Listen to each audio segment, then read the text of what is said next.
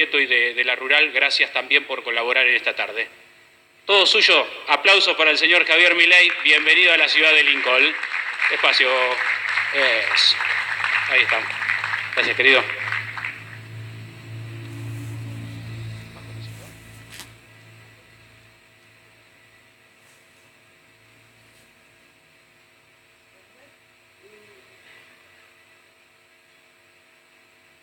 Está apagado atrás. Bueno, en primer lugar deseo agradecer a los organizadores por haberme invitado a dar esta charla. Tal como decía María, hoy sinceramente estamos todos abrumados por la coyuntura, y la realidad es que al margen de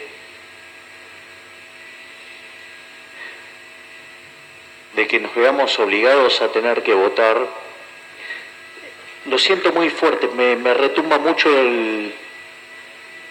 está muy fuerte porque retumba mucho acá arriba. A ver ahí, sí, ahí estamos mejor, ¿no? Entonces, básicamente lo que yo quiero hacer foco es más que nada en una cuestión de índole conceptual. O sea, independientemente de quién gane, la cosa, digamos, o sea, vamos a estar eligiendo entre Drácula y Frankenstein, o sea, la verdad es que lo que a mí me parece más interesante es entender qué es lo que está subyacente detrás de todo esto, cuál es el elemento por el cual, digamos, este país se hunde persistentemente. Recordemos que Argentina, podríamos decir que nació como país en algún sentido en 1860, era un país de bárbaros, cuando se empezó a implementar el proyecto de Alberdi. Para 1895, cuando abrazamos las ideas de la libertad en esos 35 años, pasamos a ser el país con el PBI per cápita más alto del mundo.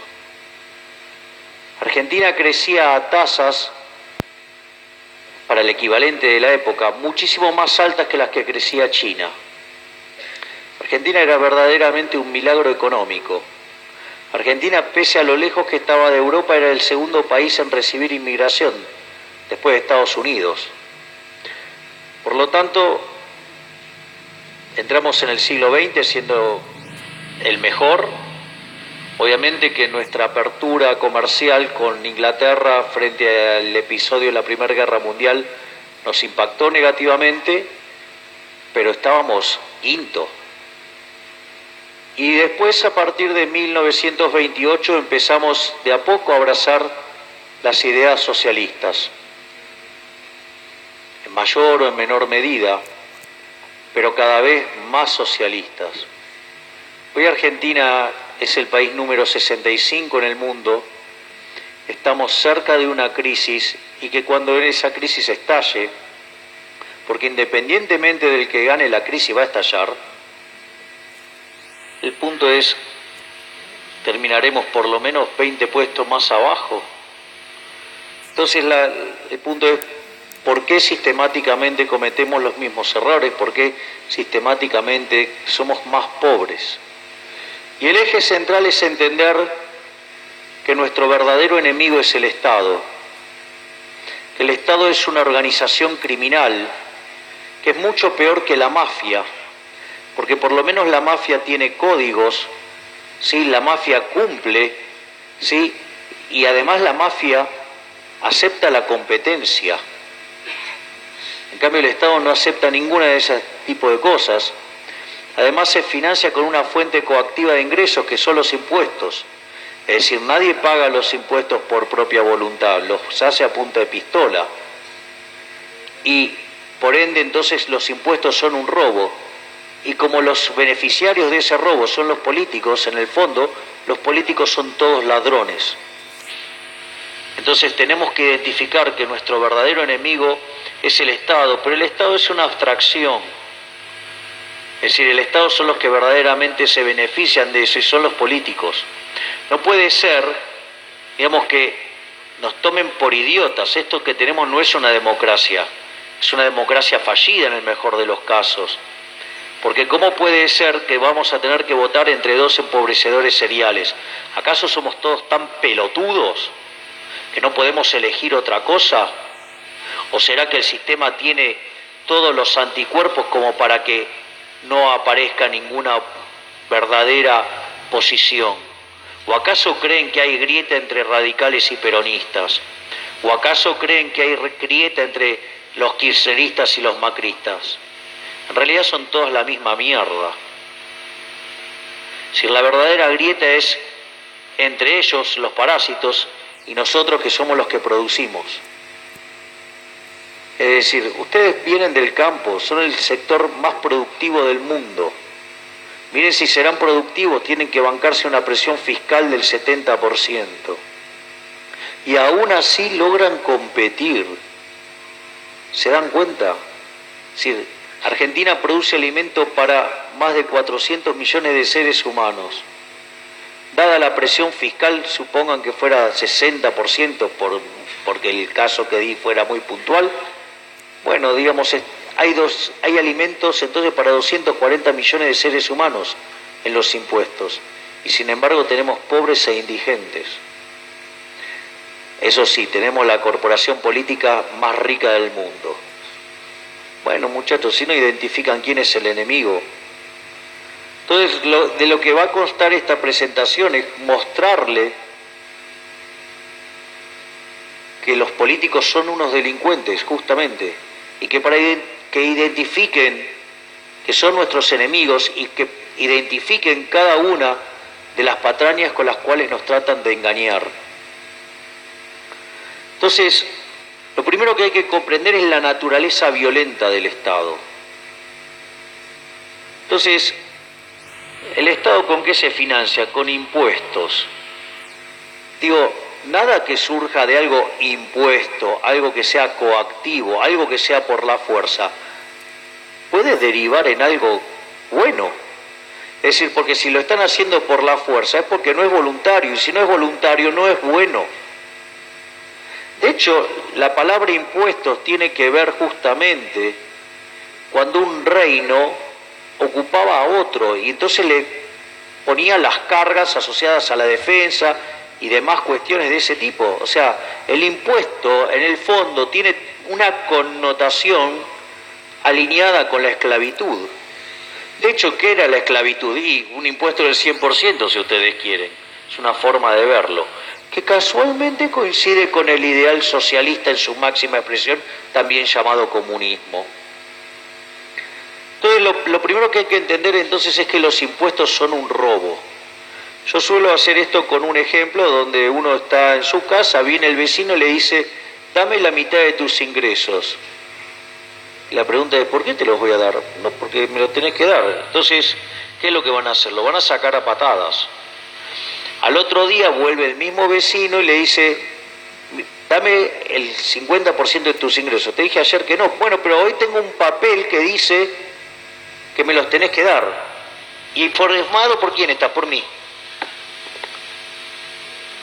Bueno, obviamente los vuelven a sacar a patadas. Al tercer día llega su mismo vecino con el mismo papel y con Shaquille O'Neal con un bate de béisbol golpeando la mano y le dice, dame el 50% de tus ingresos. Miren, ustedes pueden llamar eso como quieran, pero es un robo. Eso es justamente lo que hacen los políticos. Es decir, firman un papel llamado leyes en beneficio de ellos mismos. O sea, ustedes los van a ver discutir en programas de televisión, discutir en la Cámara, todo, pero al momento de defender los privilegios de casta no hay ninguna diferencia, ¿eh? Cuando las basuras esas que son los diputados le fueron a tocar los viajes, la que se llevaban en concepto de viajes, ahí se pusieron todos de acuerdo. Por lo tanto, lo que hay que comprender es que ellos son nuestros enemigos, o sea, y que nada difiere del ejemplo que acabo de mencionar, porque ellos sancionan las leyes en función de sus propios beneficios. Es decir, a mí me encantaría saber cuántos de ustedes estarían dispuestos a bajarse del sueldo. Yo creo que nadie. Ahora, cuando esos hijos de puta que están en la Cámara de Diputados, que se supone que son nuestros representantes, y tienen amplia mayoría, casi total, cuando nos suben los impuestos, es bastante raro eso, porque es como que usted, suponga que van y piden reunirse con su jefe. Entonces están con su jefe y van y le dicen, no, usted me tiene que bajar el sueldo. Digo, ¿es lo que están haciendo los diputados? Es decir, nos están quitando ingresos. ¿Todo para qué? Para financiar la fiesta de ellos. ¿Por qué? Porque consideran que nosotros somos suficientemente hábiles como para generar el ingreso, pero parece que consideran que somos muy pelotudos para gastarlo, entonces ellos lo tienen que gastar por nosotros, porque consideran que ellos van a gastar nuestros ingresos en nosotros mismos mejor que nosotros mismos, lo cual es una utopía. Entonces, una vez que uno comprende que los impuestos son un robo, hay otro tema que a mí también me parece extremadamente perverso, motivo por el cual, digamos, o sea, yo me llevo muy mal con todo el resto de mis colegas, es cuando mis colegas empiezan a hablar del impuesto óptimo y los impuestos que se recauda mejor y para ganar eficiencia recaudatoria. O sea, si fuera por mí, que elijan de los peores, de modo tal que se puedan evadir. O sea, entonces cualquier perfeccionamiento de esas condiciones me parece una atrocidad. Es más, o sea, también me parece una, digamos, una atrocidad cuando hablan de los impuestos eficientes. O sea, básicamente, quiero tratar de evitar la cuestión técnica, pero supongan lo siguiente, vamos a unas cuestiones de índole moral. ¿Todos están de acuerdo en dejar que el prójimo viva su propia vida? O sea, la vida como concepto es bueno, ¿estamos todos de acuerdo? Respetar la vida. ¿Podemos estar todos de acuerdo que el asesinato está mal como valor? O sea, entonces, ¿qué es el impuesto óptimo? El nivel de tortura óptima.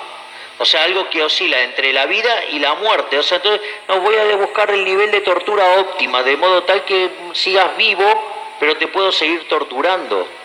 Eso es el impuesto óptimo. Entonces, la verdad es que a mí no me importa qué tipo de impuestos me cobran, no me cobran, me da lo mismo. O sea, lo único que cuenta al final del día es cuánto me terminaron sacando de mi ingreso. Y a mí lo único que me importa es cuánto verdaderamente se terminan llevando de la torta. Y la verdad es que este conjunto de parásitos se lleva más de la mitad del PBI. ¿Y qué producen? Nada. O sea, solo producen daño. Es más, mire, sin lugar a dudas, los legisladores argentinos son de los más caros del mundo. Pero los preferiría así, guardados en la casa. Es decir, les pago, ¿sí? Pero que no hagan nada, porque cada vez que hacen algo, hacen daño. Es decir, Jefferson decía, el mejor gobierno es el que no gobierna. O sea, miren España. España sin gobierno crecía más que el resto de Europa. O sea, mientras que tenía gobierno era un desastre. O sea, en el fondo, de vuelta, comprender lo malo que es la presencia del Estado en la economía.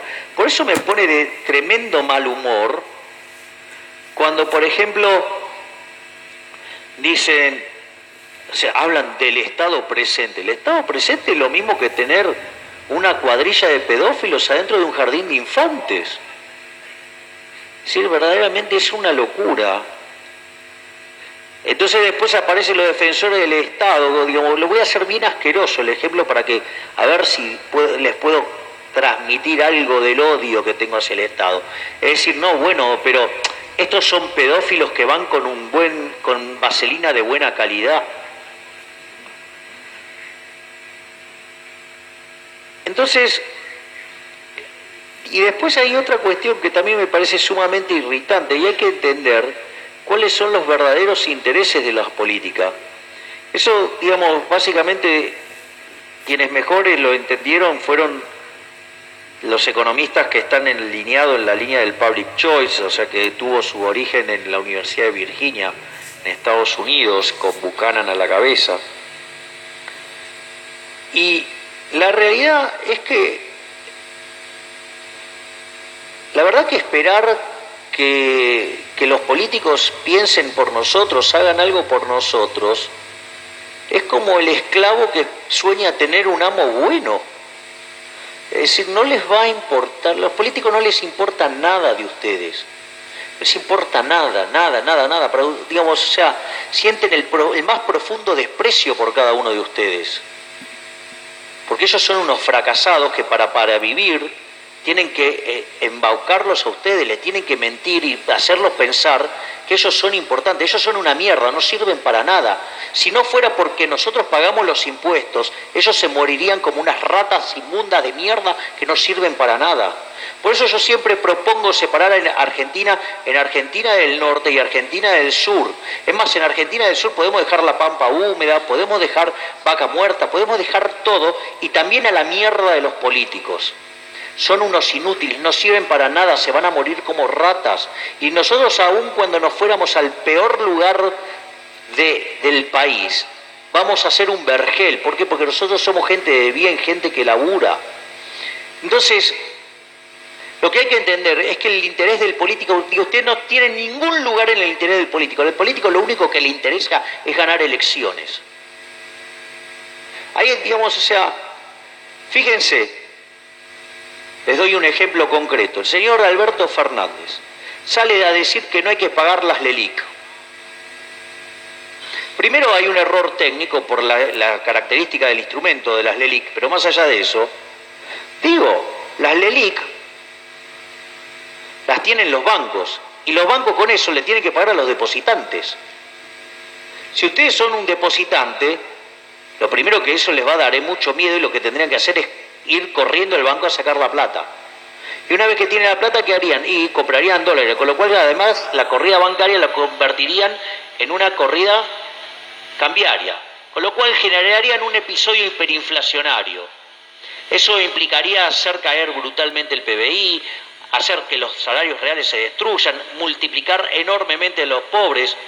¿Y ustedes creen que le importa? No, no le importa nada. ¿Por qué? Porque sería funcional a llegar al poder. Es decir, ustedes son mero instrumento, no les importa nada de ustedes. Es más, digamos, les voy a dar otro caso de la historia. Hay uno de los casos en la historia que para mí es de los más significativos y uno de mis grandes héroes. Se llama Al Capone. Según, digamos, el Estado, Al Capone era un traficante y era un asesino.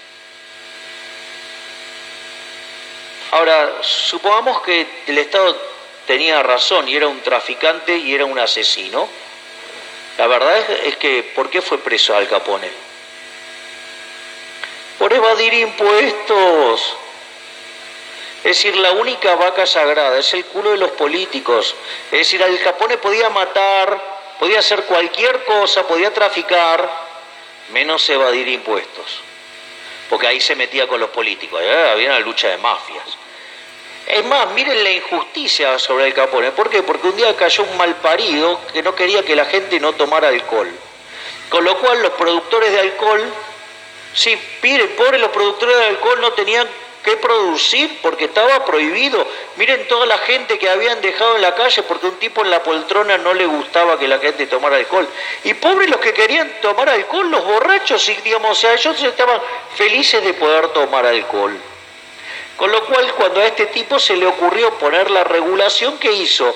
Y se creó una oportunidad de negocio y la descubrió Al Capone. Al Capone, ¿qué era? Era un trader. Le compraba a los productores, con lo cual los productores, digamos, ganaban plata, daban empleo, movían la economía. Y además, se lo daba ¿a quién? A los que querían tomar alcohol, que además, o sea, ellos trabajaban para poder generar eso. Con lo cual, mire la ganancia de bienestar que había. Pero claro, esa actividad era ilegal, con lo cual, si ustedes infringen la ley, bueno, están corriendo riesgos adicionales y eso requiere un retorno adicional. Y si a eso le suman que había un pelotudo llamado Elios Ness que lo corría hasta por abajo de la cama, el retorno tenía que ser enorme. O sea, le dedican películas a Elios Ness y a los intocables. O sea, al poder represivo del Estado le dedican películas y lo muestran como un criminal Al Capone, que era el que facilitaba la producción de alcohol y le llevaba alcohol a los borrachos. Todo eso hizo que el negocio fuera muy riesgoso y entonces, claro, el retorno era enorme. Entonces, claro, ante tanto retorno se acercaba gente, y gente pesada. Obvio, ¿cómo se resolvían los tiros? Digo, hoy nadie se preocupa si un supermercado me está vendiendo la botella de vino de la bodega XX. Es la misma tarea que hacía Al Capone. Pero claro, en ese momento el Estado había decidido prohibir el alcohol. Es decir, mire todos los daños que causa. Pero de vuelta, entonces, por culpa del Estado se convirtió en un traficante, por culpa del Estado se convirtió en un asesino, y como si todo eso fuera poco, en realidad terminó yendo preso por evadir impuestos. Es decir, de vuelta, la única vaca sagrada es el culo de los políticos. Otra cosa que suele suceder, que después lo vamos a ver con mayor profundidad, es que cuando ustedes aparece un acto violento del Estado, digamos, esa genera una pérdida de bienestar. ¿Por qué? Porque genera daños directos y daños indirectos. Entonces, ¿qué pasa? Cuando ustedes, por ejemplo, prohibieron el alcohol, y hay gente que quería alcohol y no lo iba a poder tomar. Entonces hay transacciones que se pierden. Y asociado a eso, atrás hay por ejemplo, el tipo que tenía la empresa de alcohol y ahora quebró, entonces no puede contratar trabajadores, no puede consumir, tiene un montón de problemas. Se producen daños directos e indirectos. Por lo tanto, cuando uno entiende la naturaleza violenta del Estado, los daños que causa el Estado, uno tiene que identificar que el Estado es nuestro enemigo, y que la mejor política es aquella que minimice el tamaño del Estado. Entonces ahí ustedes se van a encontrar con 3 familias de liberales. Digo, para que los identifiquen y más o menos lo tengan a mano. La primera definición es lo que se llama un liberal clásico. Ahí ustedes van a encontrar autores como Adam Smith, como Milton Friedman, o injustamente entra en esta categoría Hayek. Son liberales que admiten la regulación, admiten que exista un banco central, admiten que haya salud pública, admiten que haya seguridad pública, ¿sí? Después están los minarquistas. Ustedes ahí van a encontrar autores como Mises, como Ayn Rand, como Nozick, donde básicamente la única y exclusiva función del Estado es seguridad y justicia. Y por último tienen los anarcocapitalistas, y ahí van a tener autores como Walter Block, Hans Hermann Hoppe, Jesús Huerta del Soto, yo. Digo, eso no quiere nada de Estado, nada. Igual de corto plazo, o sea, yo soy minarquista, pero soy anarcocapitalista filosóficamente y de largo plazo, y mi apuesta por la tecnología hace que tarde o temprano vamos a poder eliminar el Estado. Por ende, ¿quién es el mayor enemigo de la tecnología? El Estado. Los políticos, es decir, son una máquina de impedir. Es decir, los mayores defensores de la hipótesis ludita en el mundo son los políticos. Dicen, no, lo que pasa es que la tecnología genera desempleo. De hecho, el nombre de ludita viene de una anécdota que es falsa, no es cierta, pero que había un artesano que se llamaba Lud y que cuando apareció el telar mecánico y se quedó sin laburo fue y lo rompió. Entonces de ahí viene el término ludita. Ahora, la realidad es que si los luditas tuvieran razón, la cosa sería muy loca, ¿no? Porque si la revolución industrial arrancó en 1770 y pico, donde ustedes quieran, pónganle la fecha. Digo, si quieren, el proceso arranca en el 1800, para hacerlo más fácil todavía. Si los luditas tuvieran razón, los empleos, en el mejor de los casos, debería ser el mismo número que teníamos en aquel momento. Pero sucede que la población se multiplicó casi por 8, con lo cual hoy básicamente tendríamos que tener un 87% de desempleo. O sea, como diría Maradona, los luditas la recontra tienen adentro. Sin embargo, eso es lo que defiende la basura de los políticos. ¿Para qué? Para cobrar impuestos, para castigar a la tecnología. ¿Para qué? Para defender sus propios intereses.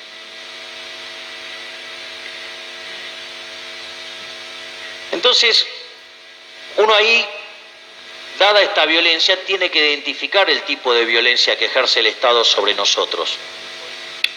Es decir, la verdad que yo les voy a decir algo. Mi mayor esperanza es que cuando termino siempre de dar esta charla, vaya la gente y se cargue, digamos, un fusil, algo, y vaya a ver a los políticos. O sea, ese sería mi sueño. Pero, digamos, al margen de la cuestión metafórica. Bueno, si quieren hacerla real, háganla. Pero eso es bajo vuestra responsabilidad. El tipo de violencia que ejerce el Estado son de 3 tipos. Por un lado está la violencia autística. Ejemplo, cuando se hizo la revolución bolchevique en Rusia. O sea, a ustedes lo invitaban a plegarse al comunismo. Bueno, y si no les gustaba, tenían 3 alternativas. Una es ser asesinados, la otra es, como no los podían matar ni los podían desaparecer mandándolos a Siberia, era una lobotomía. Y la otra, bueno, obviamente era ir a Siberia. Esto es muy divertido porque cuando uno hace el raconto de las víctimas del comunismo, el otro día vi una charla de un historiador de la Universidad de Buenos Aires, uno de los cráneos que tienen, zurdo de mierda, dijo que en realidad el problema de los muertos del comunismo era del capitalismo. Porque claro, digamos, la gente estaba infectada del capitalismo y se resistía a las autoridades. Una casa, verdaderamente. Ese es un tipo de violencia. La otra violencia es lo que se llama la violencia binaria. Y básicamente la violencia binaria son de 2 tipos. Uno es el cobro de impuestos, que ya lo vimos, o sea, nadie paga voluntariamente los impuestos. Por eso a mí me irrita profundamente cuando los políticos hablan de contribuyente. Digo, hablar de contribuyente es como decir que, por ejemplo, el violador llame a su víctima novia. Una cosa verdaderamente irritante. Y el otro tipo de violencia es el gasto público. Porque entonces no solo que está el problema de que le robaron parte del fruto de su trabajo, sino que después el político además no lo va a gastar ni en pedo de la misma manera que lo hubieran gastado ustedes.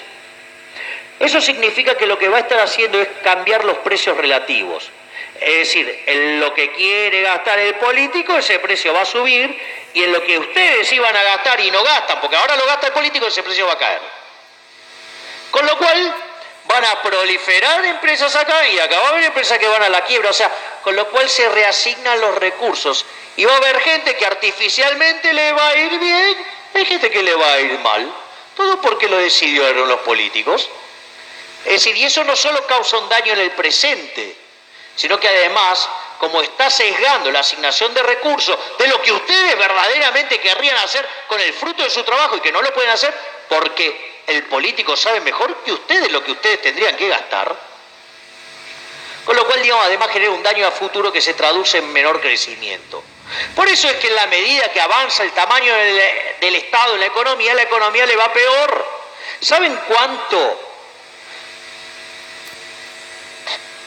Fíjese, en la época de la Gran Argentina, ¿sabe dónde que todo el poder ejecutivo entraba en la Casa Rosada y sobraba espacio? Trátenlo de hacer ahora, se viene abajo el edificio. Entonces, pero eso sí, nosotros pedimos Estado presente. Digamos, en el año 70, por ejemplo, Argentina tenía el mismo PBI per cápita que Japón. Y teníamos 5% de pobres. Con el verso de la justicia social, la redistribución del ingreso y el Estado presente, triplicamos el Estado nacional y si ustedes toman el consolidado, lo duplicamos. Y multiplicamos por 7 la cantidad de pobres. Eso sí, tenemos los políticos más ricos del mundo. Y el tercer tipo de violencia es lo que se llama la violencia triangular, y permite ver esto de los daños directos y daños indirectos. El mejor ejemplo es lo que fue el cepo durante el kirchnerismo. Una de las pocas pavadas que sabemos los economistas es que cuando ustedes tienen tipo de cambio fijo y emiten dinero para financiar al fisco, digamos, caen las reservas. Así el chiste del 54% nos costó 7.000 palitos verdes. Apenas una ganga. ¿Por qué? Porque controlábamos el tipo de cambio. Claro, entonces, pero como el kirchnerismo no quería devaluar, incorporó a sus filas a un joven brillante, a un genio de la economía, la estrella rutilante del mundo, Axel Kicillof. ¿Y qué hizo? Diseñó el cepo. Originalmente no iba a haber muchos tipos de cambio, iba a haber un oficial y un paralelo. Terminó habiendo 28 tipos de cambio, había un tipo de cambio para cada uno por poco. Y como se seguían perdiendo reservas y no se quería tocar el tipo de cambio, ¿qué pasó? Pusieron un control de cantidades, o sea, el cepo. Básicamente, ¿quiénes eran los que compraban? Y los políticos. Por ejemplo, Del Caño, que llegó con su Camaro y se compró dólares. Digo, zurdo pero no boludo. Zurdo siempre con la ajena. O sea, el zurdo quiere todo de ustedes menos su trabajo. Eso de trabajar no, por favor. Entonces fíjense que el cepo causó daños directos y daños indirectos, porque había gente que quería comprar dólares y no podía. Y había gente que estaba dispuesta a vender dólares, pero no al precio oficial. Entonces eso que genera un exceso de demanda en el mercado de divisas. Y la contraparte era exceso de oferta en toda la economía. Entonces, por ejemplo, el exceso de oferta en el mercado de bonos hacía que el precio de los bonos estuviera bajo y por ende la tasa de interés estuviera alta. Eso hacía que se deprimiera la demanda, y al deprimirse la demanda y se generaba un exceso de oferta en el mercado de bienes, con lo cual, digamos, la producción per cápita caía, y como la producción per cápita caía, entonces no se contrataba a trabajadores, por ende se generaba un exceso de oferta de trabajo, por ende había presión a la baja del salario real. ¿Y cómo lo corrigió el kirchnerismo? En 4 años metió 1.400.000 empleados públicos. Y después dice, no hay que tocar la cantidad de empleados públicos. Entonces yo quiero saber de qué lado está el que dice eso. Digo, me imagino que del pagador de impuestos seguro que no. Salvo que me encuentre con gente que tiene esta patología de ir a hablar con el jefe para que le baje el sueldo. O sea, una cosa rara. Y además, como eso incrementaba el déficit fiscal y se financiaba con emisión monetaria, apareció un problema que se llamaba sobrante monetario. ¿Por qué? Porque había un montón de pesos dando vuelta y ustedes querían comprar dólares y no podían. Entonces, ese sobrante monetario era de 25.000 millones de dólares. Cuando viene el nuevo gobierno, al momento de elegir ministro de Economía, digamos, el señor Marcos Peña decidió por un keynesiano. Es decir, entre el que le decía que tenía que ajustar y poner las cuentas en orden, y, digamos, que era melconian, o el chanta vendehumo keynesiano decía, esto se arregla gastando más. De hecho, la reparación histórica es eso. Es darle plata a los jubilados, porque como el jubilado gasta más, tiene una mayor propensión marginal a consumir, y el multiplicador keynesiano es más grande, ustedes le daban rosca al gasto público y el déficit fiscal caía. ¿Cómo terminamos en el Fondo Monetario Internacional? Y después me tengo que bancar que el pelotudo de Pratclay en un programa poniendo cara a decir, y bueno, pero cuando estábamos con el gradualismo mío, donde estábamos mejor. Hijo de puta, si no hubiéramos caído en el Fondo Monetario Internacional, teníamos una hiperinflación y el default. Son impresentables, y sigue hablando. Entonces, esto que parece, digamos, tan teórico cuando uno lo discute, está presente en cada una de las cosas que toman decisiones los políticos en contra de ustedes. Si está siempre presente. ¿Por qué eligió a Prat Gai y no a Melconian? Porque Melconian le dijo que tenía que ajustar y que no había lugar para ajustar al sector privado, que estaba reventado de impuestos. No, eso para Marcos Peña, un inútil que toda su vida vivió del Estado. Digo, gastar menos es como cortarse un brazo. Prefiere cortarse un brazo. Entonces, después aparece la discusión sobre si el Estado es eficiente. O sea, y otra cosa que me parece aberrante, agresiva, una falta de respeto. No existe el Estado eficiente. No existe, es una mentira. Es una mentira de los políticos. Fíjense, este gobierno, ¿qué decía? No, el problema eran los otros porque eran chorros. Bueno, con estos, digamos, supongamos que no son chorros, o sea, la cosa no va mejor. Es decir, el problema, de vuelta, el problema no son las personas. El problema no son las personas, el problema es la idea. El problema es el socialismo que tiene infectada en la gente en la cabeza. Es decir, ojalá pensáramos con el culo, seguramente lo haríamos mejor. Ni que hablar de esa señorita, digamos, o sea, que habla todo el tiempo de sacarle a los ricos para darle a los pobres. Digamos, si cambiara la forma de pensar, hasta podría ser una revolución. Entonces, ¿cuál es el problema? ¿Cuál es el punto? No existe forma eficiente. Esto, digo, está muy claro en un trabajo de Hayek que se llama La fatal arrogancia. Creer que yo vengo y lo voy a hacer bien porque el otro era un inútil, era un incapaz, era un chorro. ¿Saben qué? Ustedes podrían poner al mando del Estado a Einstein, ¿sí? Podrían poner digamos, a Alan Turing, podrían poner a John Boy Neumann, podrían poner a Gandhi y a la Madre Teresa de Calcuta y va a funcionar mal igual. Entonces usted dice, no, bueno, pero vos miréis porque sos malos, no los querés. No, son pelotudos. Digo, ¿tienen un emblema del pelotudo nacional? Axel Kichilov. ¿Saben lo que dijo Axel Kichilov? Que en realidad la Unión Soviética se cayó porque no tenía el Excel. Eso quiere decir que como él maneja bien el Excel, él puede hacer que funcione bien el comunismo. Digo, les hago una pregunta.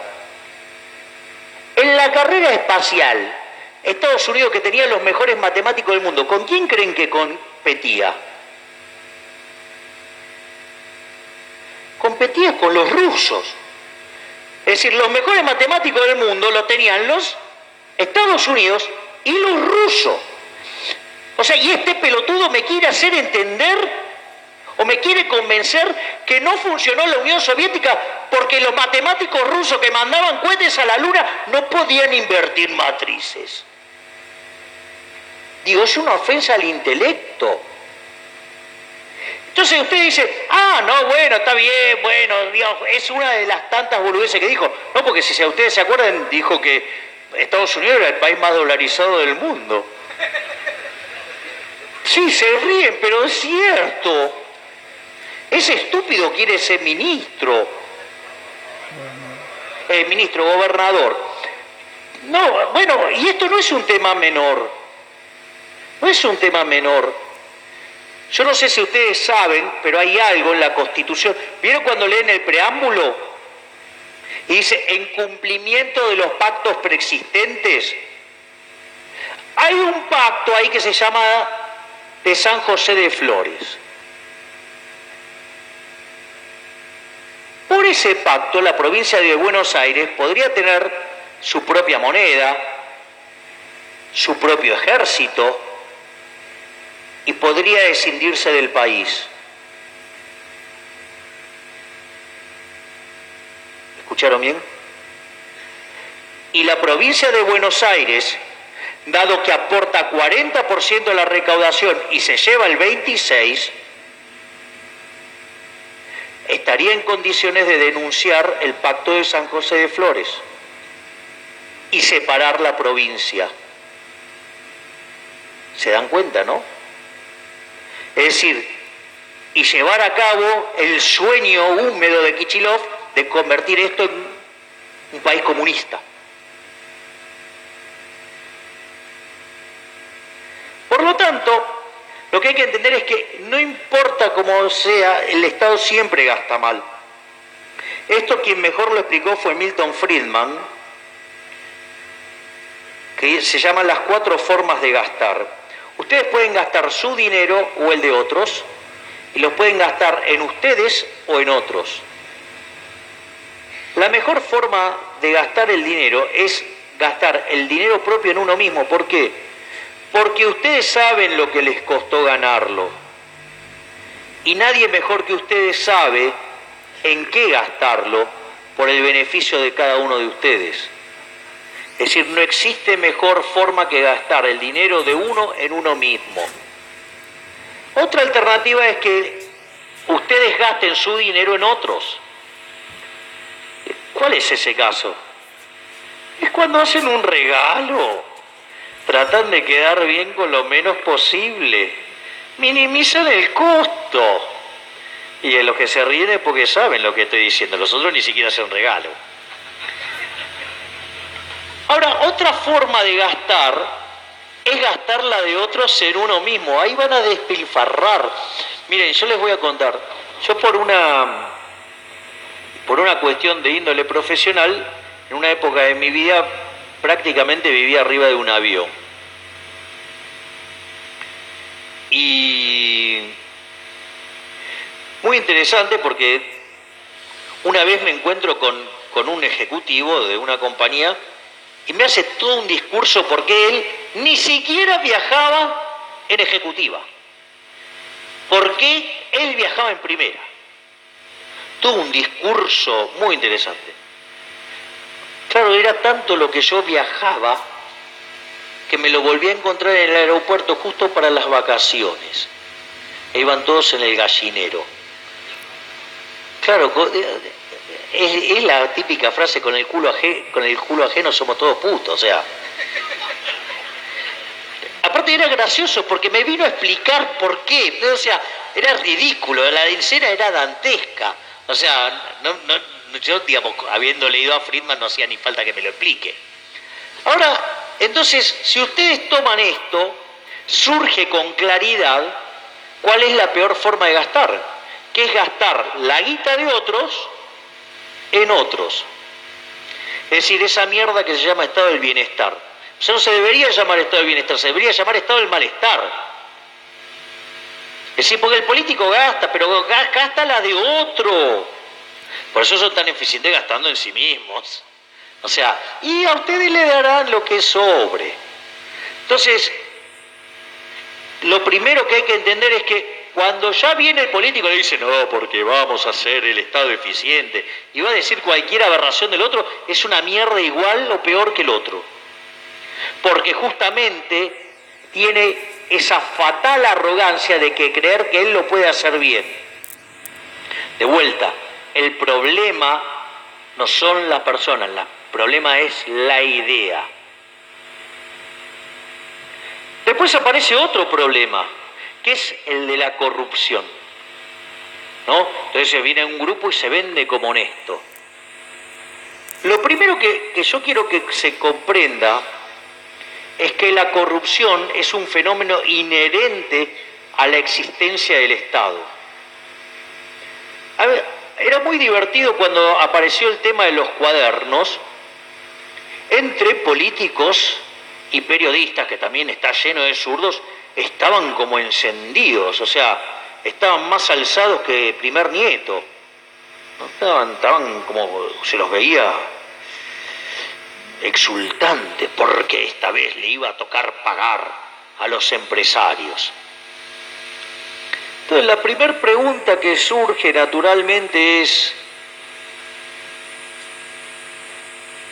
si la obra pública fuera cero, ¿cuánto serían las coimas por obra pública? Cero.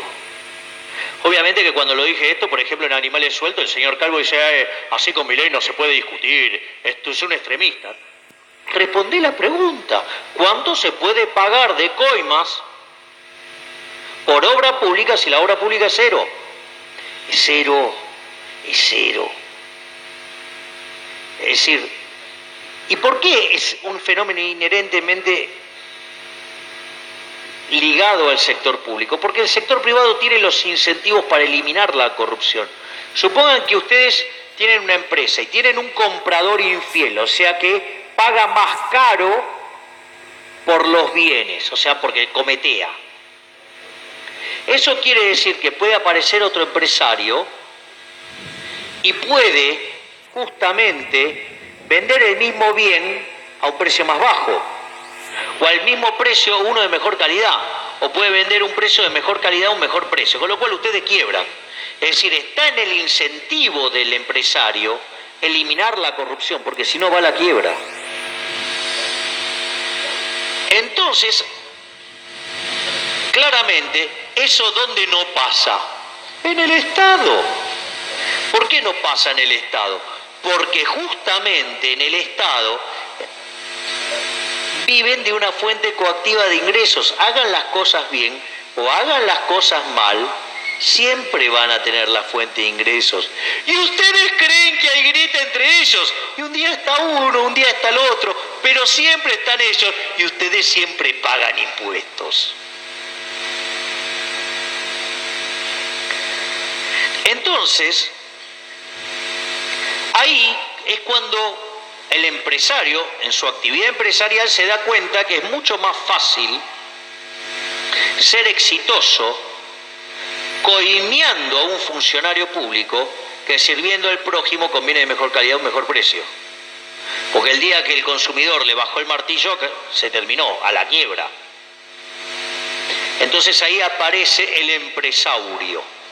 Es decir, este empresario que se asocia con el político chorro para joderle la vida a la gente.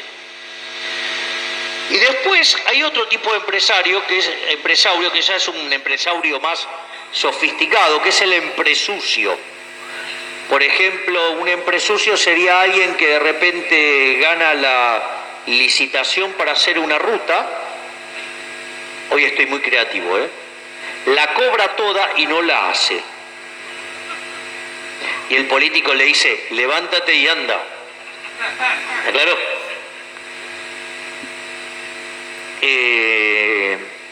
Y después una vez que está este mundo, digamos, están los pobres empresarios de verdad que no entraron en el tongo porque no pudieron o porque no quieren, porque quieren ser honestos. Entonces estos tipos se tienen que estar ocupando de ver cómo sobreviven con los hijos de puta de los políticos que el día que se les canta, digamos, los manda a la quiebra. Yo les recuerdo que hubo un ministro de Economía que dijo, yo agarro y no sé qué regulación meto sobre la chapa y lo hago quebrar a Techint. O sea, a una de las empresas de Techint, el caso de Sidor, antes llamada Siderar, que fue la privatización de Somisa, que se dedica a hacer aceros planos. Es decir, el acero que, por ejemplo, se usa para los autos, para las cocinas, para los electrodomésticos. Adivinen quién era ese ministro. ¿Cómo no lo saben? ¡La eminencia! El que no le pudo contestar la pregunta a Gallardo. Axel Kicillof. Y una de las cosas que pasa cuando pasa eso es que ¿saben qué descubren los políticos? Que claramente pueden usar esas palancas para mandarlos a la quiebra.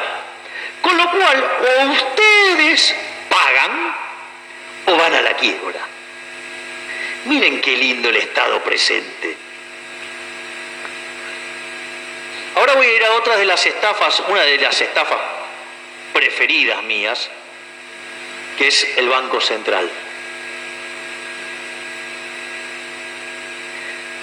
Es interesante porque cuando yo planteo lo del Banco Central me dicen, ay, pero ¿en qué país no hay Banco Central? Bueno, por ejemplo, no lo había en Argentina. O sea, el Banco Central en Argentina es de 1935. Es decir, Argentina estuvo entre los países más ricos del mundo y no tenía Banco Central. De hecho, la inflación en Argentina era de menos del 3% anual. Es más, le paso un dato. El Banco Central se creó en 1935 por 40 años, con lo cual debería haber seguido cerrado en 1975. Sin embargo, sigue. ¿Y por qué sigue? Para estafarlos. De hecho, entre 1935 y 1945, cuando el Banco Central fue mixto, la inflación del 3% saltó al 6%. No solo eso, en 1946 vino él y lo nacionalizó. Desde 1946 hasta 1991, momento en el cual los argentinos repudiamos la moneda, la inflación promedio fue del 225% anual. O sea, un número monstruoso. Le quitamos 13 ceros a la moneda, destrozamos 5 signos monetarios y tuvimos 2 hiperinflaciones sin guerra. Adivinen quién fue el presidente del Banco Central en esos 2 episodios hiperinflacionarios.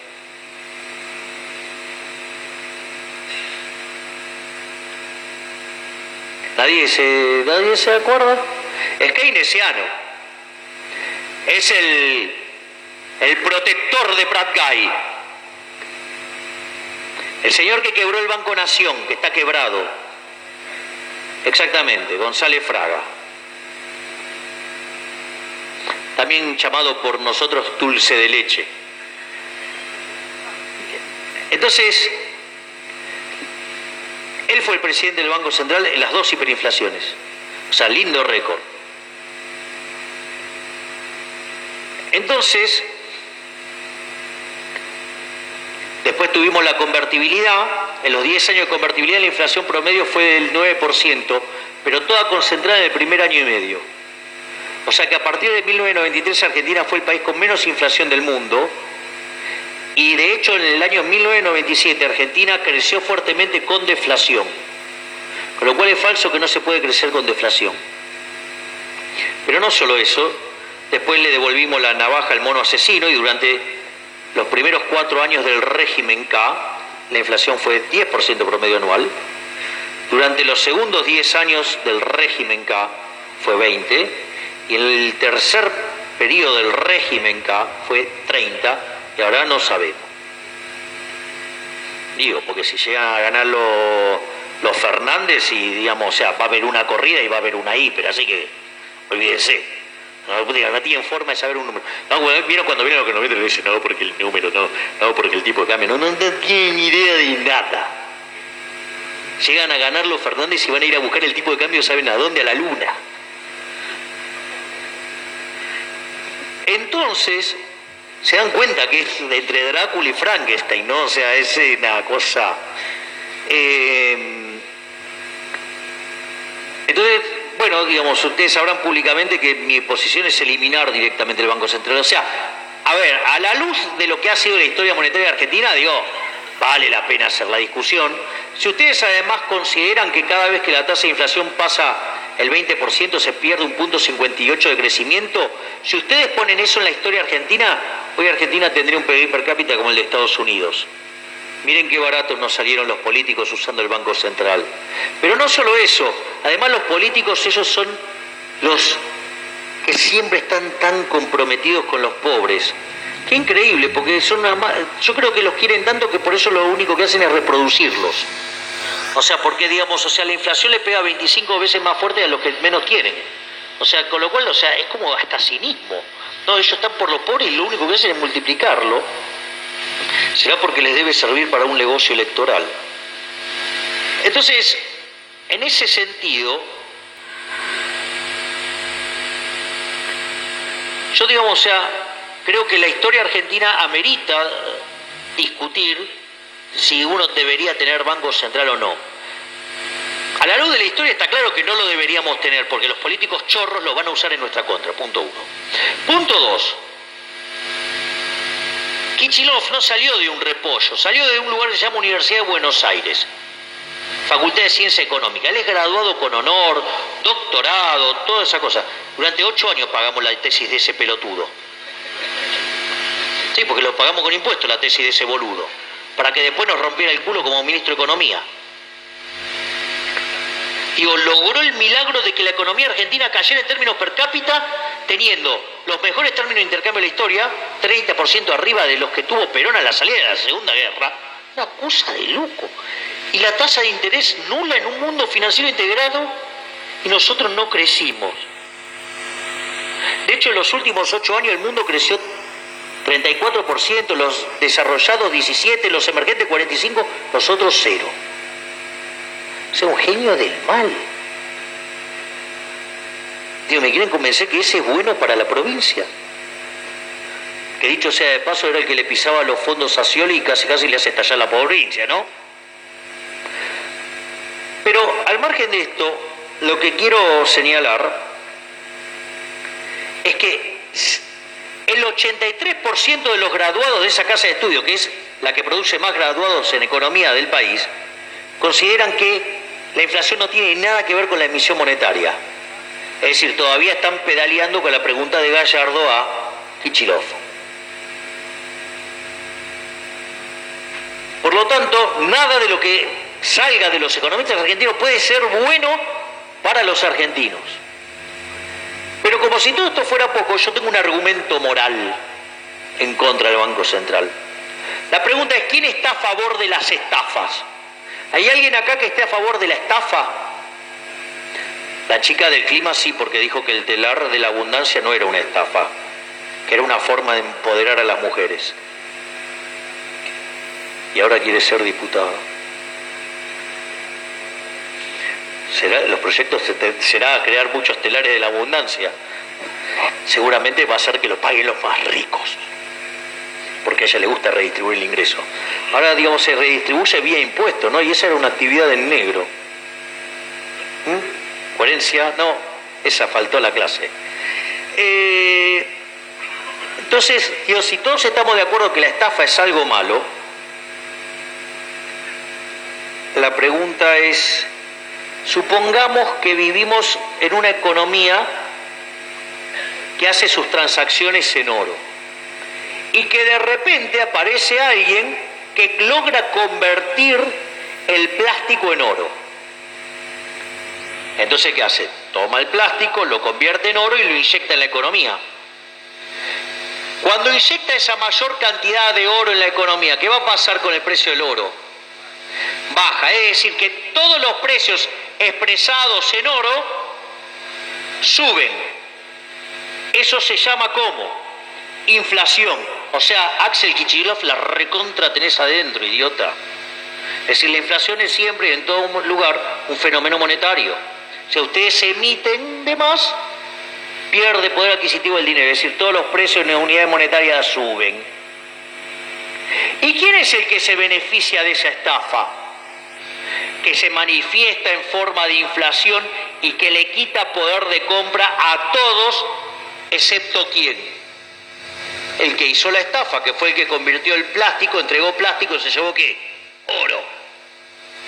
La pregunta es, ¿quién en la economía tiene esa capacidad de falsificar a la perfección? El Banco Central. Es decir, el Banco Central es un mecanismo por el cual los políticos los estafan. Es decir, el Banco Central es un robo. Es más, cuando el Banco Central baja la tasa de interés, genera expansiones artificiales de la economía, con lo cual después deriva en una piña. Cuando contrae, también genera problemas. Entonces, si ustedes llegan a tener Banco Central, lo mejor que podría hacer, ¿qué es? Nada. Y si no va a hacer nada, ¿para qué le voy a pagar a todos esos ñoquis? ¿Se dan cuenta? Es decir, el Banco Central es una de las instituciones más emblemáticas de cómo la corporación política estafó al país. El otro síntoma de estafa de los políticos chorros que tenemos es, ¿saben quiénes son los dos máximos desfalteadores seriales de la historia? Argentina y Ecuador. Pero no importa, porque ya le vamos a ganar. Si no es en el 2020, va a ser el 2021. Porque ninguno de los candidatos está hablando de bajar el gasto público. Con lo cual, iceberg, allá vamos. ¿No? Y hay los políticos argentinos que dicen, dale, acelera que lo rompemos todo y aumenta la producción de cubito. Sí, ustedes cáense la risa, pero los únicos que tienen votos son los hijos de puta de los políticos. Porque ellos agarran, levantan la mano, se levantan la dieta y vayan a ustedes a levantar la mano y decir, ahora me pagas más. Minga. Entonces, es por eso que, digamos, yo considero que el Banco Central hay que cerrarlo. Después, otra cosa de la que suele ufanarse los políticos es el uso del Estado para redistribuir el ingreso. Entonces, ahí, básicamente, para no atormentarlos con toda la teoría, les voy a plantear dos sociedades. Suponga que ustedes viven en España, me parece un peticito así, que juega el fútbol y la gasta toda. La deja así, la rompe toda. Se llama Messi. ¿Qué es lo que pasa? Todos quieren tener a Messi, porque si lo tienen a Messi van a ganar todo. Ahora, cuando Messi ve que todos lo quieren contratar a él, ¿qué es lo que va a pedir? Más plata. Y claro, gracias. ¿Está claro? Entonces va a pedir más plata. Entonces va a decir Messi, bueno, yo quisiera llevarme la recaudación de todo el mes. Frente a esa situación, ¿qué tiene que hacer el equipo que lo contrate? Duplicar el precio de las entradas. Los únicos que están dispuestos, ¿está claro, no? Están dispuestos, o sea, voluntariamente, son los catalanes. Por ende lo contrata el Barcelona. ¿Está claro? Es decir, los catalanes están dispuestos a pagar el doble las entradas con tal de tenerlo a Messi y ganarlo. Y efectivamente comienza la liga y ¿qué pasa? El Barcelona los vapulea a todos, los hace de goma, los hace pelota. A punto tal, digamos, que los catalanes están súper felices, salen campeones invictos, le ganan todas las veces al Madrid por goleada. Es más, van y se van a Madrid a festejar en paños menores y desde ahí se van, digamos, en tour hasta Barcelona.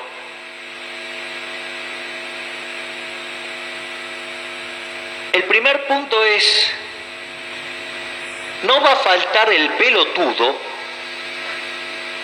que se va a poner a mirar la distribución del ingreso y va a decir, ¡qué desigualdad! Claro, porque ¿cómo es la distribución del ingreso? Está Messi multimillonario, después vienen los jugadores y directivos de Barcelona, después vienen todos los españoles, menos los catalanes, y por último, los catalanes. Es más, mire qué carajo debe pasar en Cataluña, que además toda la gran desigualdad se concentra ahí. Miren lo que tiene Messi, miren lo que tiene el resto de los catalanes. La pregunta es, ¿qué tiene de malo esa sociedad? Si cada uno de los que participaron lo hicieron en intercambios voluntarios, cada uno consiguió lo que quería, ¿qué tiene de malo esa sociedad? Salvo que seas una mierda de persona, un envidioso, un resentido. Salvo eso, no tiene nada de malo. Todos los intercambios fueron voluntarios. Cada uno consiguió lo que quería. Ahora vamos a otra sociedad. Supongan que me voy a tomar un colectivo con mi amiga Cristina. Cristina Elizabeth, de Tolosa. Y ella está profundamente compenetrada con los más necesitados. Ella tiene así una pasión por los que menos tienen. Entonces subimos al colectivo, nos vamos a la parte de atrás y ella se sienta obviamente a mi izquierda.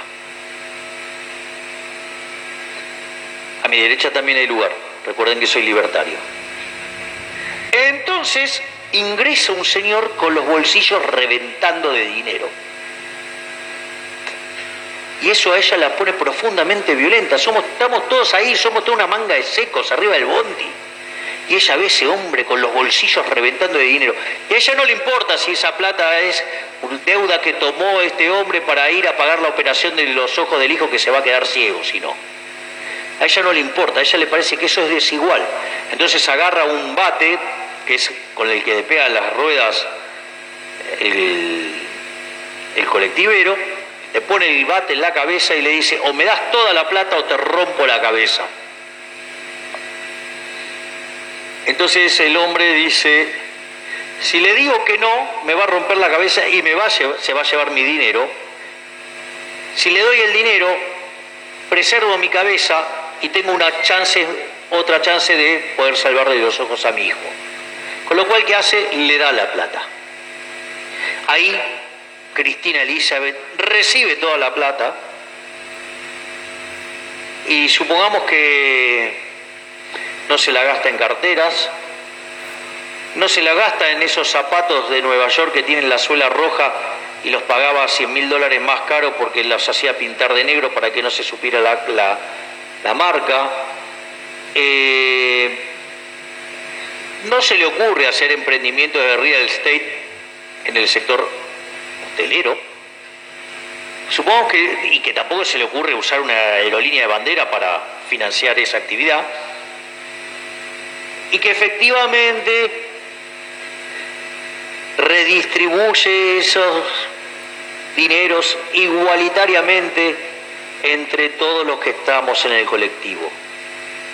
Ahora todos tenemos lo mismo. Pregunta: ¿alguien podría decir que esta segunda sociedad igualitaria es mucho mejor que la primera?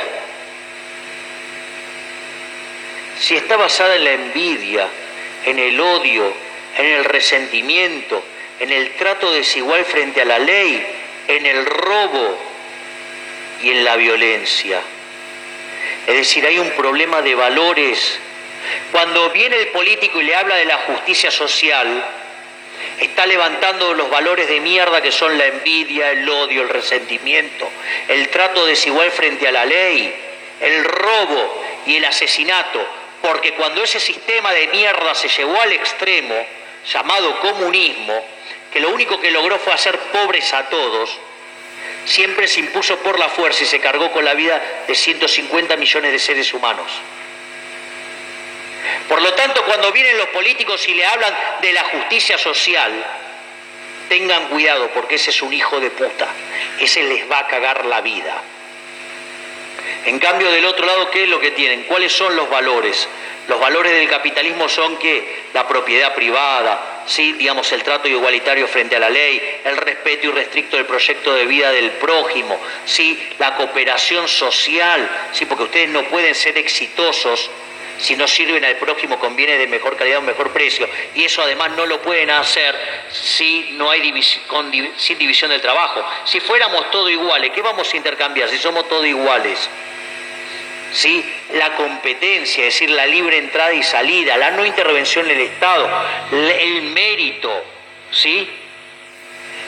En el fondo, ¿sí? Un sistema donde solamente van a progresar si sirven al prójimo con bienes de calidad a un mejor precio. En definitiva, lo que yo les quiero informar es que detrás de cada propuesta, que puede sonar muy linda, que puede sonar muy florida, hay un conjunto de valores. Y el conjunto de valores del socialismo es una mierda. Porque no solo que es malo en lo que tiene que ver en lo moral, sino que ese problema moral subyacente deriva en instituciones de mierda que hace que este país se haga pelota. No por nada aquellos países que son más libres son 8 veces más ricos que los que son reprimidos. No por nada aquellos países que son más libres, el decil más bajo de la distribución está 11 veces mejor que el decil más bajo de la distribución del reprimido. Es más, el tipo que es pobre en el país en el país libre, está mejor que el 80% de las personas del país reprimido. Es más, los países más libres tienen 25 veces menos de pobres y 50 veces menos de pobres extremos. Es más, hasta la gente vive más. No solo que vive más, sino que además, como si fuera poco, tienen mayores derechos políticos y no vean cuáles son los derechos de las mujeres.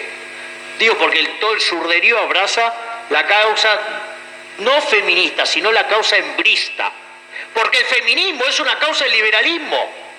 Porque el gran logro del liberalismo fue el trato igualitario frente a la ley. Es decir, que todos tengamos los mismos derechos. Ojo con los derechos, porque en realidad los verdaderos derechos son tres: a la vida, a la propiedad y a la libertad. Cualquier otro derecho que exijan lo va a tener que pagar otro, y ahí empiezan a tratar desigualmente frente a la ley a la gente.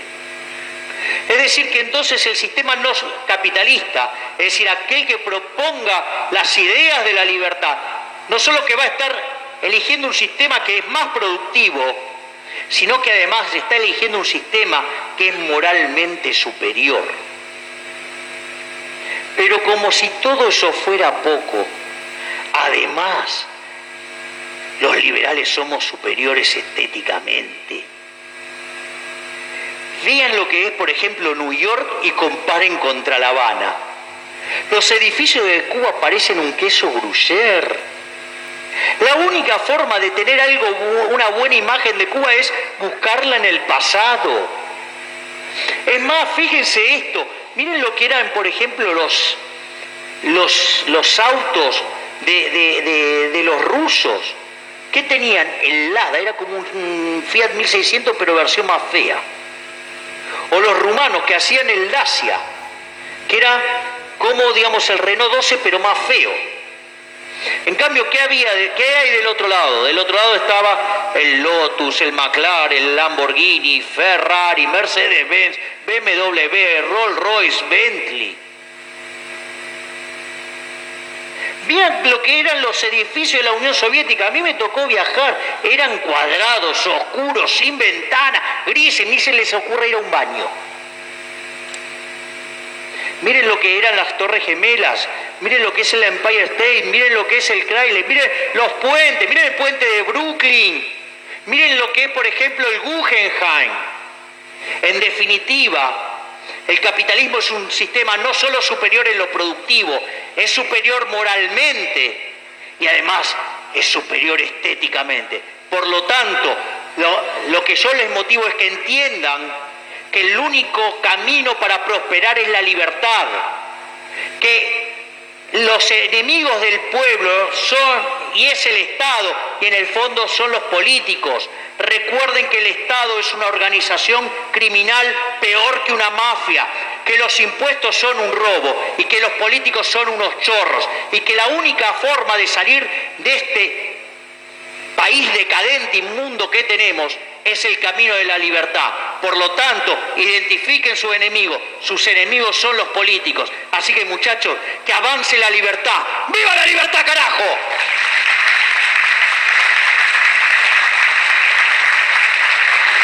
Fuertes aplausos para el señor Javier Milei.